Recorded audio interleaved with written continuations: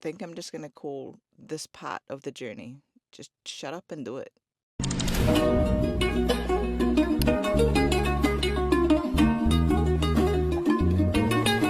So it's day one. It's just after 5:30 in the morning, and I'm here at Egan's. I'm in Honolulu here. It's his specialty here. He's a high-level trainer. There's a fitness center here, so I'm gonna try out his classes.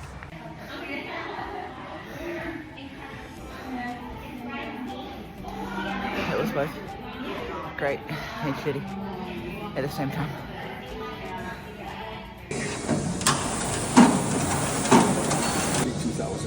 Okay. Okay. So see how fast you can get to 10 calories over here. How fast I get to 10 calories? Yeah. Okay. And it should take no more than 20 seconds. Okay. So if you think about it, it's only a 20-second burst of pain. Hi. Okay. So let's try to do it so we get a baseline. Pinch grip. That's 215-pound plates. 2 15-pound plates. Keep your grip straight. Grip straight, yeah? Straight, okay. That, and then you're going to do a zone 2. Zone 2 basically is to recover flush lactic acid and to drop weight or to drop fat. So the key to this whole thing is where I feel like everybody makes the biggest mistakes on is everybody's trying to drop weight. Yeah. But it's not weight that you want to drop. It's fat that you want to drop. Yeah. Because muscle is useful. You need the muscle. Yeah. And a lot of times when people drop a lot of weight real fast, most of it's muscle. Yeah. And to build back that muscle is not easy. Yeah. Especially as you're young yet, but when you get to my age, you don't want to lose any muscle at all, right? So it's hard for me to just keep what I have. Yeah. So I split 15. most of the time, what I do, like if I cannot paddle, is because paddling gets my sprinting in and my zone 2. Yeah. I come in here and I'll do my sprints. So exactly what you did, 10 calorie burn there. Yeah. I rest for 1 minute, do another 10 calorie burn, rest, and I'll do 6 of them. Okay. And then come on here for 30. Okay. Yeah. So I just got home from my very first workout here in Hawaii, and I am so tired. So I'm going to go in and have some breakfast and have a shower and a nap. But I didn't really want to film now, but I feel like it's kind of important to document this, mainly because it's kind of dawning on me how much work I've got ahead of me, and I'm starting to have all those doubts, like, why am I doing this? Why am I putting myself through this?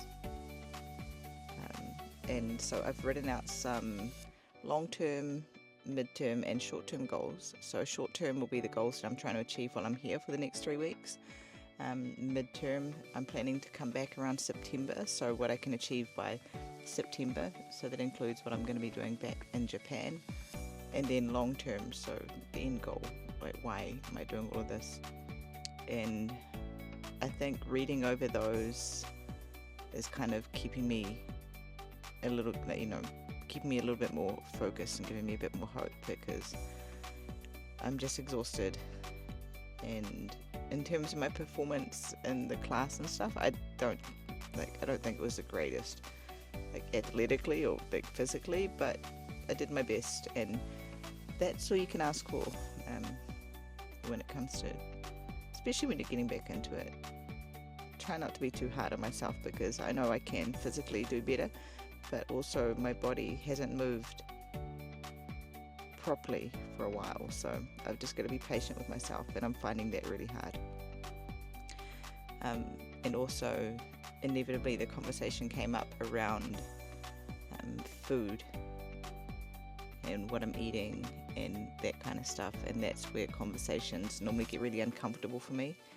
And the whole drive home, I was kind of thinking, like, ways to avoid tracking food, because then I get into this kind of, you get obsessed with all the calories and stuff, and I haven't always had the healthiest relationship with food, and it just starts getting quite stressful. So I started kind of, I don't know if spiraling is the right word, but I started thinking a little bit more, overthinking a bit more on the way home. And also came back around to realize that, you know what, I knew this was coming, and this is what it's going to take to get to where I need to go. So I think I'm just going to call this part of the journey, just shut up and do it. Like, I think that's been part of the problem, is I've been making excuses for myself and I haven't been like completely honest, or I've just been enabling my own bad habits and allowing myself to run away from doing the difficult things. So now I've just got to silence that inner voice and just shut up and do the work. So yeah, that's what this part of the journey is going to be called. Shut up and do the work. I mean, I can always vent to you guys, right? Okay, I'm going to have breakfast and have a shower. Okay, so this is the only place on the treadmill that actually I can sit it flat, but it's a weird angle. Yeah. Let me try something. So I have actually ordered the attachment that I can just clip this onto, like the magnetic thing. So for now you just have to put up with this funky angle. Today is day 2 here in Hawaii, and I've done the 6 a.m. fitness class, and it's like a half-hour high intensity. So HIIT workout, so high intensity interval workout training. And then after that, I come and I walk a slope on the treadmill. So I walk a slope, nice slow, steady incline. And I walk this for half an hour.